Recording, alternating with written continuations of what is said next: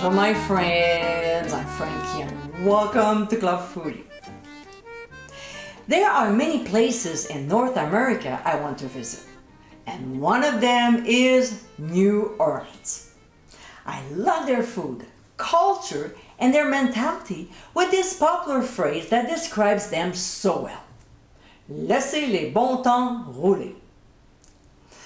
Today is Mardi Gras, and I thought it would be an excellent idea to showcase another one of my Louisiana recipes. In today's episode, I'll show you how to make my New Orleans Gumbo. Is it a stew? A soup?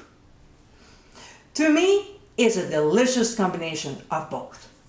It can be made either with meat or seafood.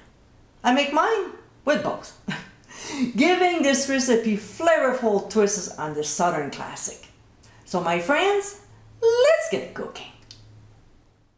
In a Dutch oven over medium heat, we'll add 2 tablespoons of oil. And when it gets hot, we'll add cubed chicken breast. Then we'll season with ground sea salt and freshly ground black pepper. We'll saute the meat until no longer pink, about 2 to 3 minutes. Next, using a slider spoon, we'll transfer the cubes to a bowl and set aside for now. Back to the Dutch oven. We'll add the sliced andouille sausage and saute for 3 minutes. If you want to make your own sausage, click on the top right corner of your screen. Same thing with the sausage. We'll scoop them and transfer to the bowl with the chicken cubes. Now we'll add a 1/4 cup of oil to the pot as well as butter. We'll reduce the heat to medium-low and stir the ingredients well. We'll now add the flour and whisk constantly until the roux turns deep brown, similar color to chocolate. This can take about 15 to 30 minutes, so be patient. Next, we'll remove the pot from the heat to cool off for 5 minutes. This will help to thicken it. There are people who prefer to add the trinity to the pot to help cool off the roux. I'd rather doing this instead. Alright, so 5 minutes later, we'll return the pot back on the burner and set the heat to medium. It won't take long as the roux is still very hot. When we see some smoke coming up from the surface, we can now add the onions followed by the celery. Then we'll stir very well so the vegetables are coated and continue stirring for 1.5 minutes. To this, we'll add red peppers and yellow peppers.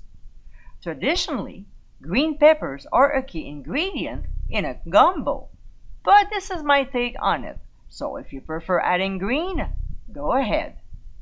So we'll stir until the peppers are well coated and cook for 1.5 minutes as well. Now, we'll add a teaspoon of pressed garlic and only saute it for 1 minute. Next, we'll return the meat back to the pot, including any accumulated juices, and we'll also add diced tomatoes. We'll stir the ingredients until well combined. Oh my guys, this smells amazing. Alright, we're not done yet. To this, we'll add chicken broth, fresh chopped thyme, then Creole seasoning. To make this amazing spice blend, click on the top right corner of your screen. We'll also add smoked paprika, hot sauce of your choice. I'm using Frank's here. Then Worcestershire sauce and some raw sugar. We'll give a good stir so the ingredients are well blended before adding a couple bay leaves. We'll turn the heat to high and bring it to a boil, scraping the bottom of the pot to dislodge any brown bits. There's great flavor there. When the mixture is boiling, we'll reduce the heat to medium and let it simmer for 45 minutes, stirring occasionally. When time is up, we'll add gumbo fillet and large shrimp or prawns. We'll stir to combine before adding chopped green onions. We'll give another good stir and cook for 2 minutes.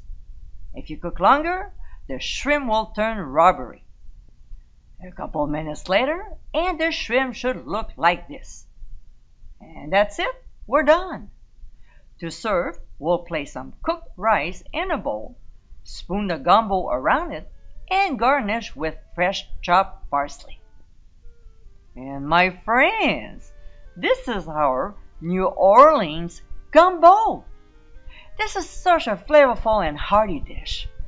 There's a delicious combination of vegetables, proteins, and spices that will satisfy your taste buds. This is a recipe you can enjoy anytime, but I prefer serving it during the cold months of the year. I hope you give it a try soon, and be sure to visit clubfoodie.com for ingredient amounts and more info. Until next time, my friends, bon appétit!